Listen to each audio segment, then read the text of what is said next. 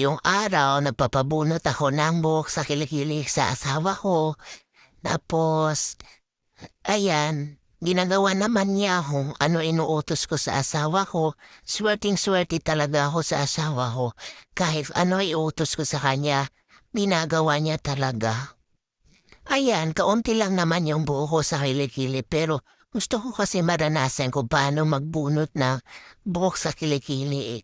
Yung tumutubo lang ba talaga yung buhok sa kilikili, mga 3, 5, yun lang. Pero pinapabunot ko pa rin sa asawa ko para maranasan ko din yung binubunutan sa kilikili. Tapos yung, alam nyo guys, yung ano ko na yan, yung kinikili ko, hanggang nag-asawa ko, nung kabataan ko, never ako naglalagay ng mga Rexona sa kilikili o tawas. Kasi wala namang amoy kasi yung kilikili ko eh. Hanggang ngayon may asawa na ako, wala pa rin amoy. Gulat na yung asawa kung ba't hindi daw ako lumalagay pero wala naman talagang amoy yung kilikili ko. At nagmamarites pa dyan yung asawa ko. Sino daw sa amin ng mga kapatid ko yung maputi parang ako lang daw. Sabi ko, naman ako yan sa mga tita ko. Sabi ko na maputi sila. Kaya ako, maputi ako. Ayan, sabi ko. Dati kasi guys, nung wala pa akong asawa, minsan nagbubunot din ako ng buhok sa kilikili ng mga ate ko, tita ko, tsaka lula ko. Tapos, story ko, yung tita ko pa nagpapambun sa amin ng kilikili, sa buhok. Tapos, binabayaran niya kami ko. Ilan yung mabunot namin?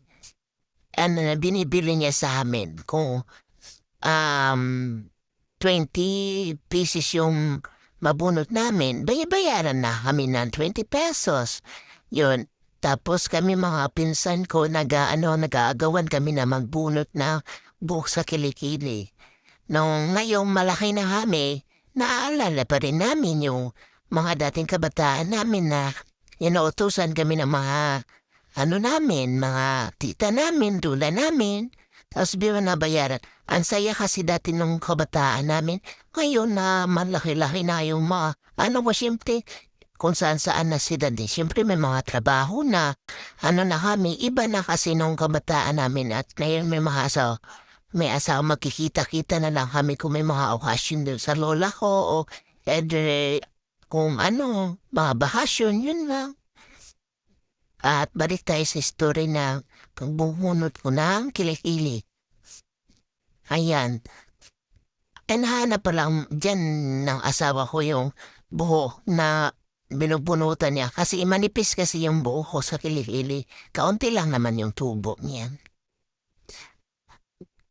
Salamat pala guys sa mga nagsusupport sa akin at nanonood sa video ko na simpleng video lang naman. Gusto ko kasing mag-video ko sana ako pumupunta ko anong ginagawa ko. Sana dahil hanggang sa huli, suportahan niyo ako at kung sino nagpapa-shoutout sa akin, comment na kayo dyan. Nagbabasa ko ng mga comment niyo. Sana guys, suportahan niyo ako at sana makahabot tayo ng 1K subscriber. Kaya guys, sana kung dumaan lang itong mga video ko sa sa page nyo o either dyan sa nyo, sana i-click nyo naman at i-subscribe. Salamat guys sa inyo. Gumagawa talaga ako ng paraan na ma-update ko kayo lagi. Gumagawa ako ng content para sa inyo.